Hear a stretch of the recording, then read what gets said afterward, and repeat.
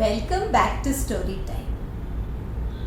Today, let us hear a very cute story about our baby Krishna. This was the time when he was just a newborn. That cute little baby Krishna who was now in Gokul and the delight of his mother Yashoda and father Nanda Baba. But because Nanda Baba had to travel to Mathura to give some taxes to that evil king Kamsa, here Yashoda Maya and all the gopis and gopas of Gokul were looking after Lord Krishna all by themselves.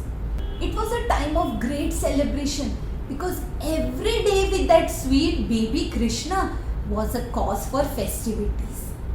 And at this time, Kamsa sent the evil demoness or Rakshasi Putana. She was sent out to kill every newborn in the vicinity because Kamsa dreaded the thought that some newborn, that eighth son of Devaki, would be the cause for his death. And so Putana set off. Now her mission was to kill the baby who was in Nanda Baba's house. Now she was a Khechari. She could travel in the sky and she reached there in her evil, grotesque, huge and ugly form. And watching from above, she could see that the little baby Krishna was blue in color. He looked as if he was a flame that was lit up and covered with ash. That brilliance seemed to be just coming out from that body. But he was surrounded by so many people that Putana realized that she had to do some trick to be able to go and kill him. And so, being a Mayavi or being well versed with all the magical tricks and illusions, she changed herself into a beautiful lady, well dressed, decked with ornaments and jewels, and looking like the very goddess Lakshmi. She came into their midst.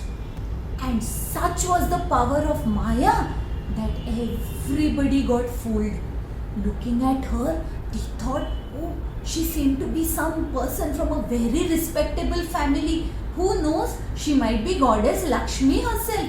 And so they all allowed her to go inside. She went straight to the spot where little Krishna was. And though Yashoda Maya was there, though Rohini was there, and all the gopis stood there, still nobody protested. Now Putana's very name means impure. However, just by that external change of appearance, everybody got tricked. And so when Putana innocently asked Yashoda, "Such a darling baby, shall I pick him up? Shall I feed him milk?" Yashoda nodded yes. She did not even hesitate or think for a second. She was not suspecting at all of Putana's motives. And Putana, taking baby Krishna to a corner, decided to feed him. She had come prepared. She had applied the dangerous, terrible hala hala or poison on her chest. And she was sure that when baby Krishna would drink her milk, he would die. Now, Lord Krishna knew everything. Though he was a little baby, he knew very well what Putana's motives were. And so, innocently, he just closed his eyes. Why did he close his eyes? When little babies have to drink bitter medicines, don't they just close their eyes and gulp it down? Similarly, baby Krishna knew now that he would have to swallow that bitter poison, and so he closed his eyes. He also closed his eyes because he recalled the previous birth of Putana. She was none other than King Bali's daughter. And when Lord had come as Vamana avatar, she suddenly felt a maternal instinct rising within her. Looking at that little child Vamana, King Bali's daughter felt a pang. She wanted to mother that child. But that could not happen in that birth. And Lord Krishna, who knows the past, present and future of every being, knew that she had nursed a desire to mother him, and so he decided to allow her to fulfill that desire of hers. He also closed his eyes to reassure all the devatas and sages in heaven who were panicking, wondering at the fate that would befall this little baby Krishna.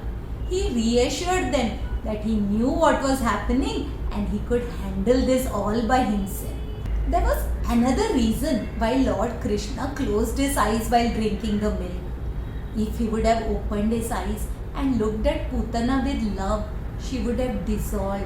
She wouldn't have been able to complete her task, and then the cause for the avatara, the whole story that would lead up to Kamsa's death, wouldn't happen as it was planned to be. And if the Lord looked at her with anger, she would have burned to ashes then and there itself. And then, how would it be possible for Lord Krishna to fulfill the desire of this bhakta? And so, Lord Krishna, closing his eyes tightly, began to drink the milk. But not only the milk, not only the poison, Lord Krishna sucked out the very life force or prana out of her. Putana realized what was happening. She could not control the situation. She began screaming and then running here and there. She began to plead for mercy.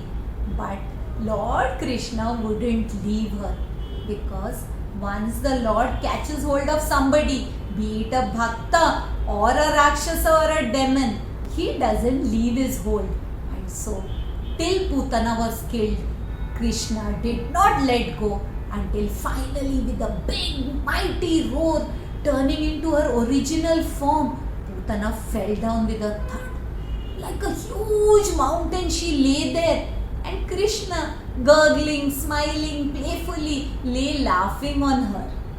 Suddenly, hearing this noise, everybody came to witness this horrid spectacle. They panicked, but then, looking at baby Krishna smiling, they were relieved. They quickly took him, they bathed him in scented waters, they did many purifying rituals, and they began praying to the Lords to protect their little darling. Now, when Nanda Baba returned, this entire episode was over, and all that was remaining was this huge, gigantic mountain-like body of Putana, which they immediately decided to discard off. However, when they burnt the body of Putana, fragrance seemed to emit from there. Just by slaying Putana, just by the touch of the Lord, all her sins had got purified, and this divine fragrance filled the entire area. So this was the story of Putana the demoness who got moksha, even though she was evil, even though she had set out to kill Lord Krishna. Just by his touch, she got mukti or liberation. Such is the greatness of the Lord. Whoever comes in contact with him, whoever thinks of him, whoever even entertains a desire to become his mother is blessed. Let us think then what will be in store if we pray to the Lord with total simplicity, purity and devotion. Let this story of Putana Moksha inspire us to remember the Lord with all our hearts, and He is sure to bless us. I hope you liked the story today. If you did, do subscribe to the channel and share the story with your family and friends, and wait for the story that I will share with you the next Thursday. Until we meet again, Hari Om.